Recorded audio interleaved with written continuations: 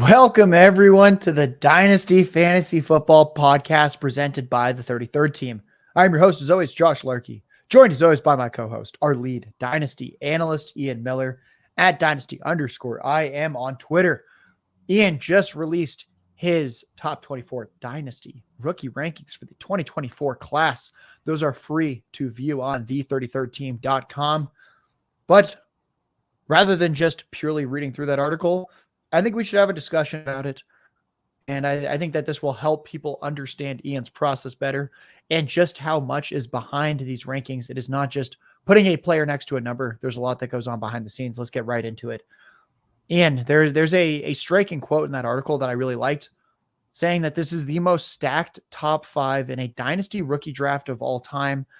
We're thinking Superflex here, since most people at this point are starting to gravitate towards Superflex. Anyone consuming Dynasty content in January is playing Superflex. Let's be honest here.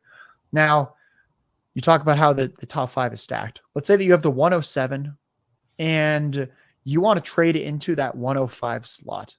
It's only 2 slots, but according to you, this is a pretty big difference. What's the most that you tell someone to give up in a trade where you move up 2 slots?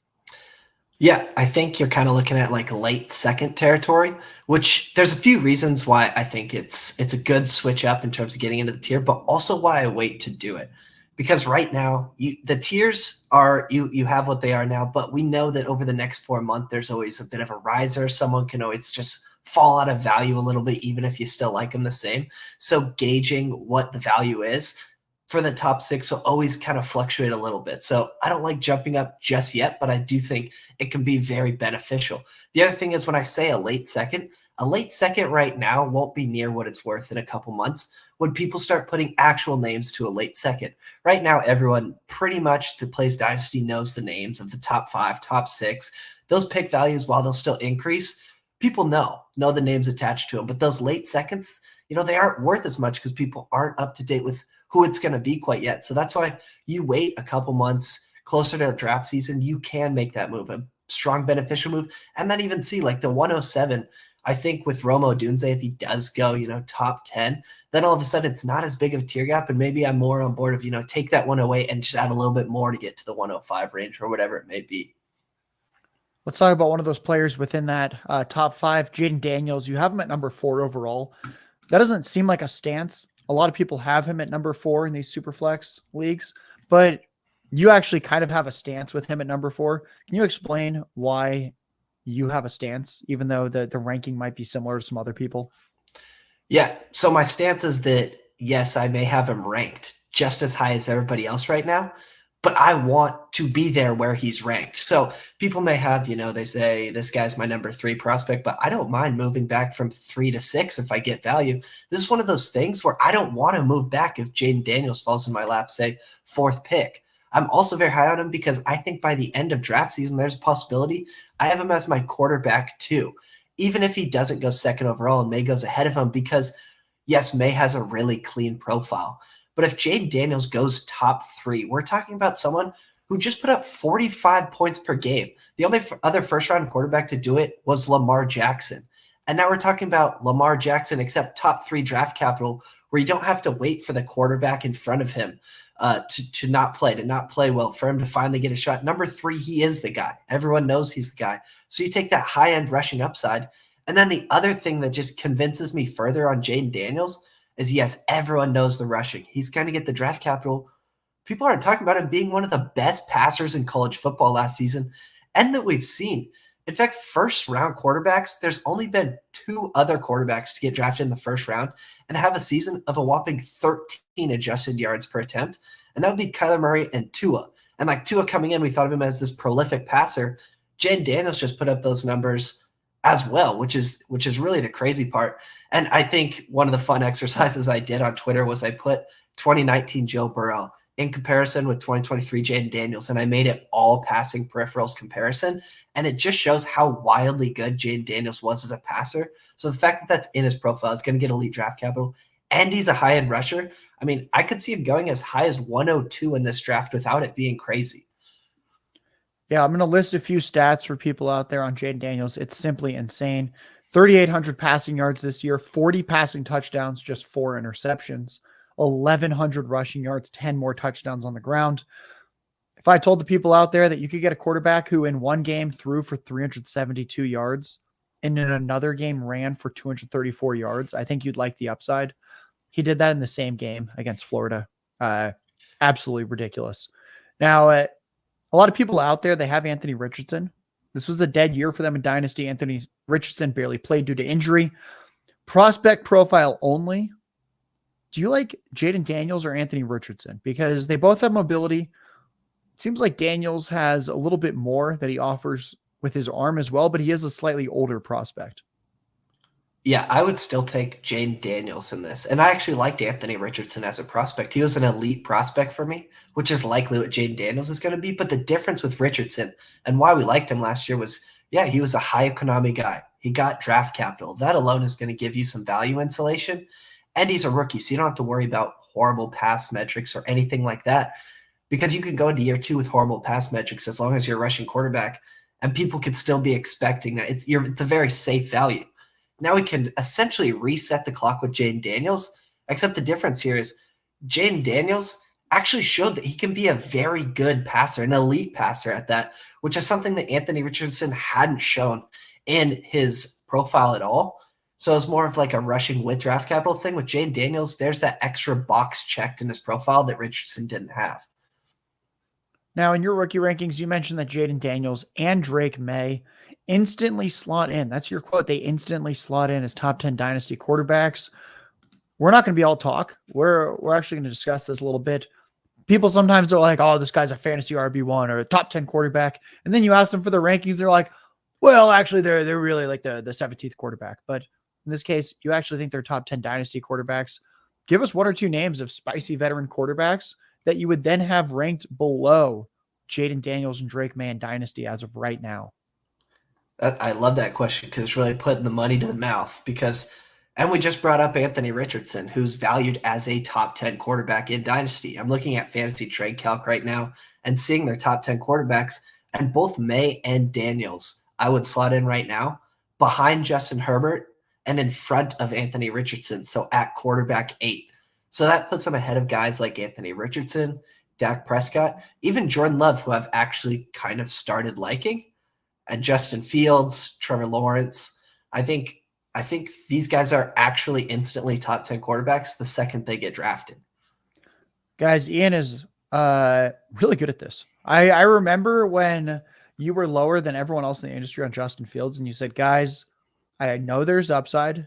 There's a chance I get burned, but pretty much every signal points to he's terrible at passing, and after his rookie contract will not be wanted. Sure enough, here we are. There is probably going to be a different quarterback in Chicago for next season. Maybe it's Caleb Williams at number 1. And Justin Fields, it is now no longer a hot take to have him outside the top 8, outside the top 10 quarterbacks in Dynasty. Got to give you props there. I couldn't find anyone else in the industry that was as concerned about Justin Fields as you. And that was a very, very important thing to get right for Dynasty managers where, yeah, he had a good season this year, but at this point it's the offseason and his value is simply cratering by the day.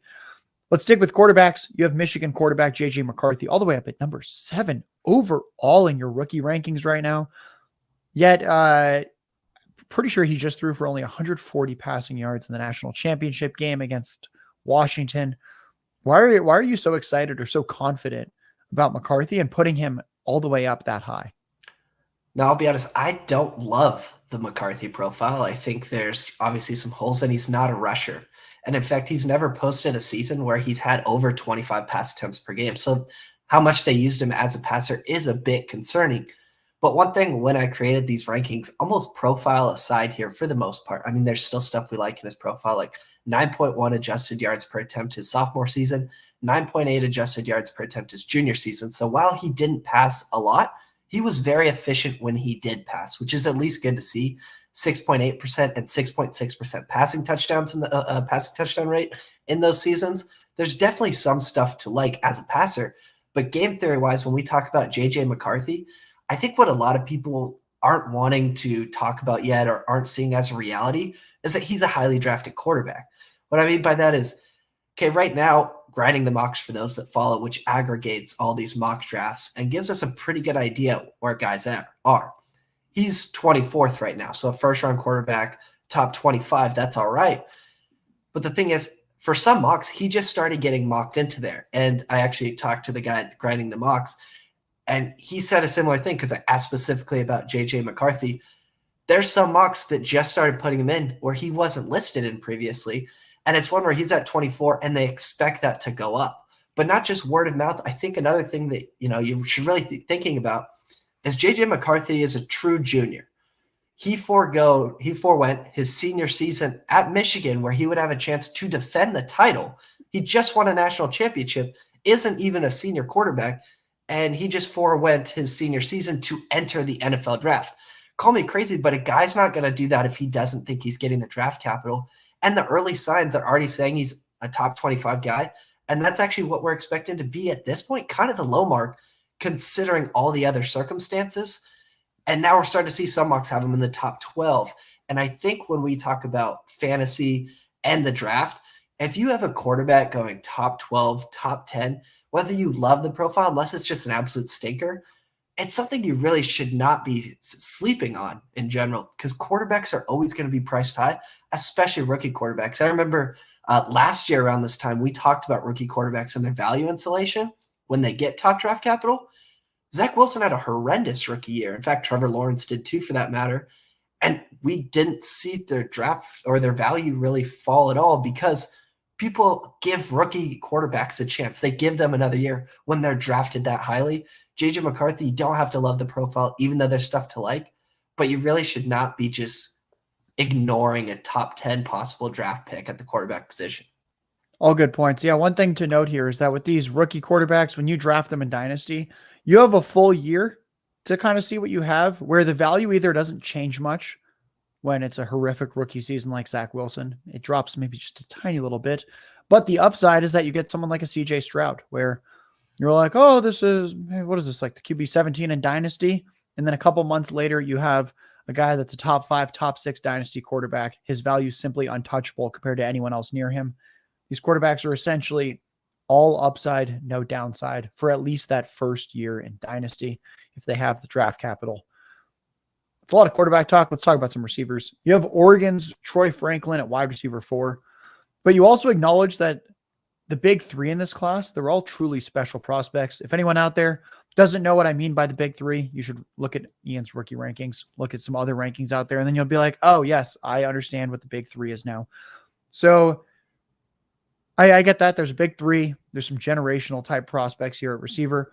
Troy Franklin, how would you have slotted him into last year? Where last year there was a big 4, big in quotes, because the top 4 really weren't nearly as talented as other years. We had Jackson Smith and Jigba, Quentin Johnston, Jordan Addison, Zay Flowers, all good prospects. All of them also came with flaws. Would Troy Franklin be better than any of these guys? Yeah, I think he fits right in with the group that you just mentioned, assuming he does get first-round draft capital, because he does have a pretty good profile. And I think one thing that people can get hung up on is we're talking about how he has at least similar probability in terms of success to guys like Jackson Smith and Jigba as prospects and Quentin Johnston as prospects, even Zay Flowers as prospects. But part of that is people have, they want to look back and be like, wow, yeah, Quentin Johnston was a horrible prospect. Like, I can't believe we're mentioning with this guy. That's just because we're looking at how bad he was as a rookie. Quentin Johnston really didn't have that bad of a profile. We're talking about first-round draft capital, production every single year, declared early. Like, there were plenty of positive signs in Quentin Johnston's. In fact, some that pointed to a pretty high ceiling. We just didn't get that. So I don't want, that memory fog to be confused when we're talking about Troy Franklin being a part, like right in the middle of that prospect group. Because there is elite stuff with Troy Franklin that we saw in some of those guys. But even just talking about Troy Franklin, him being the wide receiver 4, like you mentioned, is only because of how great these top 3 guys are looking. He would be right in there in wide receiver 1 conversations if this was last year, I would assume. Because if we talk about wide receivers to post 24 points per game and 3 yards per team pass attempt, their junior seasons that did get drafted in the first round, talking about Amari Cooper, Drake London, and Justin Blackmon. So there's definite elite grouping that you can find with Troy Franklin. And he took a very linear path at Oregon. He went from a 10.2% target share his freshman year to his sophomore year, 19.2%, to this last year, 23.9%. And it's on incredible efficiency this year. As we said, above 3 yards per team pass attempt, which is ultra efficient. So there's plenty to like with Troy Franklin. He fits right in with those wide receiver 1 ranks of last year. And for me, is pretty solidified at wide receiver 4 as of now, and just hoping that that first round draft capital does come into fruition. Yeah, one stat that I like with Troy Franklin is not just that he has a ton of receptions and a ton of yards, but that the yards per reception is over 17. I've done this research, and if you want a quick and dirty stat about route tree for these college players to see if they're running a real route tree, it's pretty hard to fake it when the yards per reception starts to hit 16, 17, 18, 19 yards. It means that it's not just some schemed receiver. It is someone that is running a real route tree that is going deep down the field. That is exactly what we want with these players, is someone that has the high yardage touchdown upside for the NFL level. Now, you wrote up quarterback Michael Penix Jr. You had some pretty harsh words for him. He did have at least 4,600 passing yards and 30 passing touchdowns, not just this past season, but also the season before that. That sounds like good production. What are a couple of his red flags that concern you? Yeah, so first of all, we're talking about he's old, and he's old in the sense that he's a 6-year senior this year. So not only did he play his senior season and not declare, he also played his 5th-year season and not declare, and to the point where this year he didn't even have to declare because, well, he didn't have any eligibility left. So he's basically forced into the draft. So when we talk about being old, that is a bit of a flag, because when the basic way that I say this and why it's important to experience adjust or age adjust prospects is because if you have an 18-year-old, a freshman quarterback going up against defenders that are juniors and seniors, then them posting impressive numbers is going to mean a lot more to you than the 22, 23-year-old, 6-year senior doing it against 20, 22-year-old, 21-year-old juniors and seniors at the defensive side. So yes, younger players who produce earlier are likely to be better. The other thing with Penix is that you don't have really any rushing to fall back on. When we look at his highest rushing points per game season, again, across his 6 years, the highest we get is 3.4, and that was in his sophomore year. This past year, 1.3, the year before that, 2.6, the year before that, 1.9. Hovers between 1 and 2 at the college level, where you could get away with high, like we see pure pocket guys rush for more than that in college. So the fact you don't have rushing to fall back on, he's probably not a high end, at least grinding the mocks right now has him, I believe, at 23, which isn't a super awesome spot to be at. Yes, you're still first round draft capital. That's still going to be important. We aren't going to ignore that, but there's no rushing production to fall back on. We're not sure if that rises a lot. And then the other thing too is we talk about him having Rome Odunze, right? One of the great wide receivers of this class. People talk about him historically, basically. And even so, we saw Michael Penix Jr. only throw for 9.2 adjusted yards per attempt, which is solid. But we're talking about a 6-year senior, and what we're talking about a prolific offense with possibly one of the better college receivers we've seen. So that gives me a bit of a red flag. If I'm going to be nice here, it's that Michael Penix is probably better than any quarterback in this draft at avoiding sacks. His highest pressure to sack rate in his college career is 12%. The past couple of years, he's below 8%. So the guy is elite despite not being a rusher at avoiding sacks. But there are a bit too many flags for me to get interested in Michael Penix round 1 actually hitting the draft button. All great points there. Ian Miller is Dynasty_IM on Twitter. And make sure you're tuned into the33rdteam.com. Ian's putting out his rookie rankings there. He has positional rankings with detailed write-ups as well. Over the next couple months, we'll be working on a rookie guide, the two of us, along with Ryan Reynolds and Jordan Vanek of the 33rd team. Just like last year, we are running it back. We're going to have some slightly new wrinkles this year. People seem to like our guide last year. I think they'll like our guide this year. And this year, I think we can definitively say is a much more exciting class overall than 2023. We're also going to have full dynasty rankings getting updated this offseason. We're going to have some unique player valuation things that we do for the dynasty rankings. People seem to like how I structured my rest of season fantasy rankings and trade calculator last year. And we're going to have some analogs for the dynasty rankings this offseason that Ian and I work on behind the scenes. I think everyone's going to enjoy that. And I think just to hit on how good this class was, And we didn't go too deep into how like this top 5 could really be the best top 5 picks that we've seen in any dynasty class. Just comparing it to the NFL draft, the top 3 picks in the NFL draft could all be quarterbacks, but not just that, they're all quarterbacks who rush. Not even getting into how good their passing profiles really are. Then on top of that, the 4th and 5th picks, or the 2nd and 5th picks, or whatever it may be, maybe 2 wide receivers.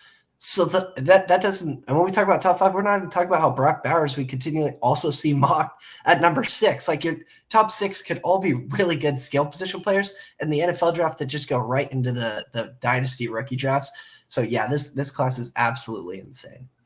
That's a good point. Yeah, there might not be any defensive players. There might not be O-linemen. It might literally just be quarterbacks and offensive skill players clogging that early part of the first round in the best way possible. We haven't talked about running backs yet. There's a reason this running back class kind of stinks. But there might be a little bit here. One thing that I think is interesting is that you have Jonathan Brooks, running back 1 right now. Why are you advocating for a guy that tore his ACL in November as the top option? I get that the class is weak, but why not? Why choose an injured player? What do you like about this prospect profile? Yeah, so it's definitely a weak class. I mean, it's to the point where you could probably throw 6 names at me and say they're my RB1 of this class, and I'm probably not going to argue too hard against it. And the fact that we do have Jonathan Brooks, who wasn't some, Bijan Robinson profile that tore his ACL in November, that's not the case. But when we do talk about Jonathan Brooks, if it wasn't for the ACL injury, I'm pretty sure we're more definitively, or at least consensus-wise, talking about him as the RB1 of this class. I mean, in his true junior season, he puts up 21.2 points per game for Texas. He takes a 45% carry percentage, which, by the way, is a pretty good workload to earn when the backs behind you aren't just nothing. I mean, CJ Baxter looks one of the best freshmen of the class at running back. So it's not a slouch number to have a 45% carry percentage. But also he's really efficient with it. He took a 45% carry percentage and turned that to over 55% of Texas's rushing yards, meaning he's quite efficient. And then the other thing that we look when we check boxes for receivers or for running backs is that they can be a receiver out of the backfield, which is kind of a problem with this class, honestly. And he posted a 7.8% target share out of the backfield. Now, the one thing why the ACL isn't as worrisome to me is that he was just a junior last year, and he did tear his ACL in November, yet he still decided to declare early. And I don't think a junior going into a senior season, again, at Texas, that was just in the college football playoff, they have Quinn Ewers returning. Like, it's not like they're going to be slouched. They are going to compete for a national title next year. And he decides that he's going to go into the draft, which just tells me that while we may not have a running back draft in the top 2 rounds, he's probably a good chance to be the first running back off the board, especially given how good he was last year before going down. Again, strong points. Ian Miller, Dynasty_IM on Twitter. Now, you have Braylon Allen outside the top 20. A lot of other competitors of ours would think that's a little strange. I did some research. He went to the same school as Jonathan Taylor, Wisconsin. That probably doesn't matter. Maybe it matters. Allen had, though, this one definitely matters, over 1,250 rushing yards as a true freshman. He was 17 at one point during his freshman year. He's also nearly 240 pounds. These are all really, really good green flags for his profile. What is missing, though, for fantasy football? Yeah, so the biggest thing in Braylon Allen's profile that we're missing is the easiest one. It's that he's not a receiver out of the backfield. He basically didn't do any receiving out of the backfield his freshman year, and the hope was, after such a strong rushing season, that we were really going to get to see Braylon Allen actually start earning targets, but we didn't. He never even posted an 8% target share during his time at college. And the other thing is when we look at his rushing yard market share, never even posted 6%. So not only was he not earning targets, he also wasn't very good as a receiver, so you understood why. But then on top of that, part of what kind of freaks me out about his rushing profile is that it never really got better after his freshman season. After his freshman season, it looked great. He had just 35% of the carries, which, by the way, this is someone who came in as a freshman. They were recruited as a linebacker. He didn't come to Wisconsin as a running back. So he comes in as a linebacker recruit and posts 35% carry percentage that he turns into 50.1% of Wisconsin's rushing yards. So like, wow, this guy is a really good rusher. Hopefully he can start receiving, which the receiving never really happened or helped his case at all, especially at running back where receiving is so important. In fact, in the past 5 years in the NFL or in fantasy football, the top 12 running backs top 12 running back finishes average a 12% target share. So yes, running backs to finish highly generally need to be able to earn targets, which he hasn't done at the collegiate level. But then the other thing is that his rushing plateaued. While he did get an increased workload his sophomore season, he had 50% of the carries that he turned into 57.6% of the team's rushing yards. And then this past year, he actually had a lesser carry percentage at 47.1%, and his rushing efficiency stayed relatively the same, 55.6% rushing yard market share. And the efficiency numbers that I go towards on other sites showed that Braylon Allen never actually hit top level rushing efficiency that would like him to see. And it's not like he was handling a ridiculous workload or anything. So there are a bit too many red flags for Braylon Allen when it comes to how I view him, especially when you consider I make some exceptions for not having this great receiving profile if they get the draft capital. And Grinding the Mocks right now doesn't have a single running back in the top 2 rounds. And he's actually someone hovering day 3, which is not great news for a profile like this.